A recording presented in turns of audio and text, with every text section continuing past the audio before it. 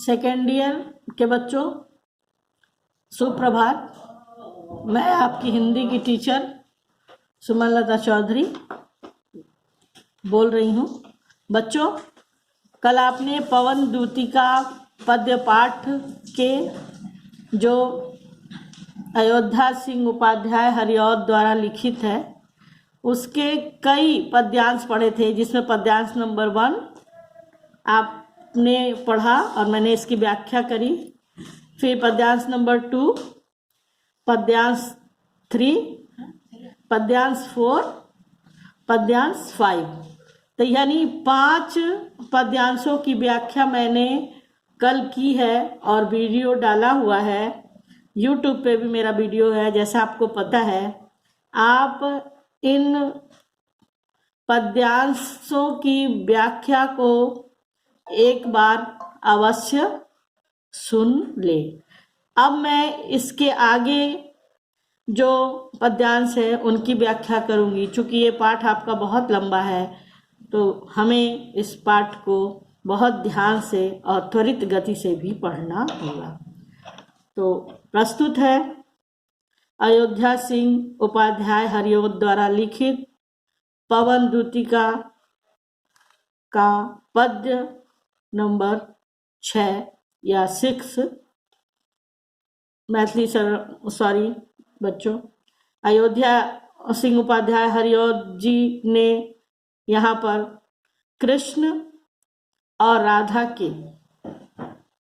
प्रेम के वर्णन के साथ साथ राधा की मनः स्थिति का वर्णन किया है, उस समय का जब कृष्ण गोकुल छोड़कर मथुरा चले जाते हैं और लौट कर आते नहीं हैं, और उनके वियोग में, उनके प्रेम के वियोग में राधा खिन्न है, दुखी है, और वो पवन को, वायु को दूतिका बनाकर, संदेश वाली बनाकर उसे मथुरा नगरी भेजती हैं और पवन दूतिका से अपने मन की सारी व्यथा का वर्णन करती हैं।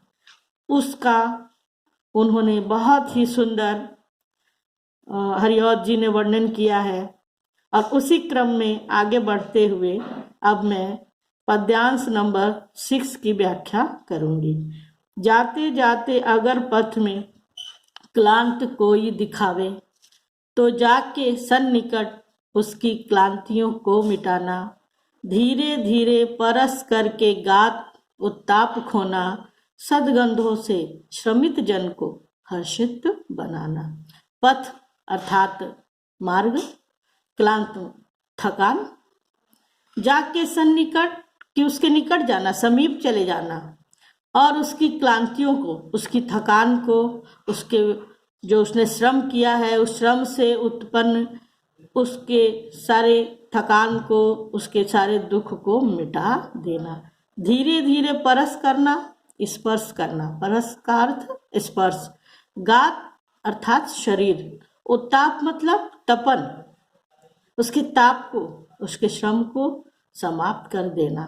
सदगंधों से, सद सुगंध, गंध मतलब कोई भी गंध जिसको गंध बोलते हैं, लेकिन वो गंध अच्छी भी होती है और बुरी भी होती है। तो सदगंधों से, सुगंध से श्रमित जन को, श्रम से पूरित उस जन को हर्षित बना देना, उसे प्रसन्न चित्त कर देना। राधा पवन दूतिका से प्रार्थना करती हैं कि हे पवन दूतिका, तू मथुरा चली जा और मेरे विरह की व्यथा को जाकर मेरे प्रिय कृष्ण को बता दे। और जैसे जैसे तू आगे बढ़ेगी तुझे विभिन्न प्रकार के आगे बढ़ते हुए मार्ग में कहीं वृंदावन मिलेगा, कहीं अत्यंत शोभा वाली सुखद मंजू कुंजें मिलेंगी, लेकिन तू मोहित होना नहीं और आगे बढ़ती जाना। इसी क्रम में उन्होंने कहा कि जैसे तू जाएगी, जाते जाते अगर पथ में, ये पवन दूतिका, अगर जाते जाते मार्ग में तुम्हें कोई थकी हुई या थका हुआ व्यक्ति दिखाई दे तो तू उसके निकट जाना, उसके समीप चली जाना, उसकी थकान को मिटा देना।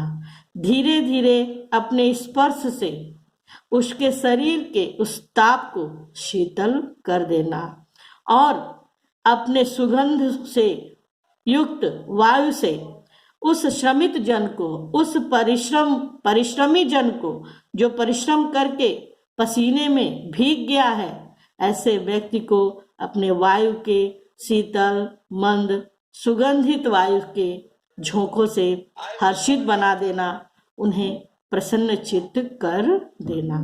तो प्रस्तुत पद्य में हरिऔध जी राधा द्वारा ये भी बताने की चेष्टा करते हैं कि राधा का दुख उनका अपना है, किंतु इस दुख में भी उन्होंने सामाजिकता को छोड़ा नहीं है।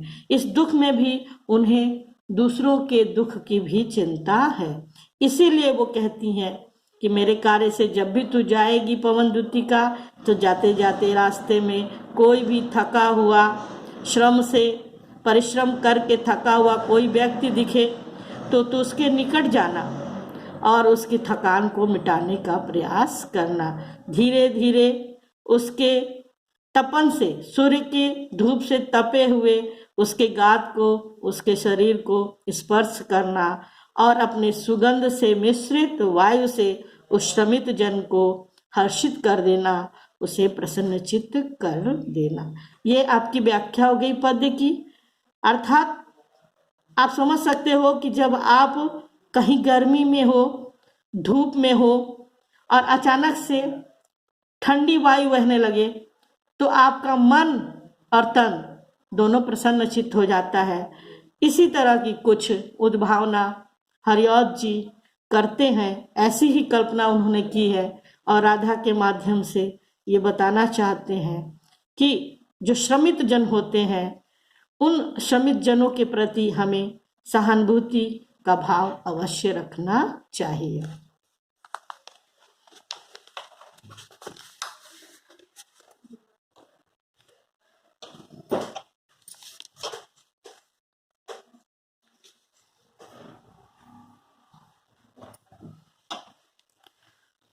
बच्चों, अब पद्यांश नंबर 7। लज्जाशील पथिक महिला जो कहीं दृष्टि आवे, होने देना विकृत वसना तो न तू सुंदरी को। जो थोड़ी सी भ्रमित हो, जो थोड़ी भी श्रमित वह हो, गोद ले शांति खोना। होठों की और कमल मुख की मलनताएं मिटाना। पवन दूतिका से राधा कहती हैं कि जब तू मथुरा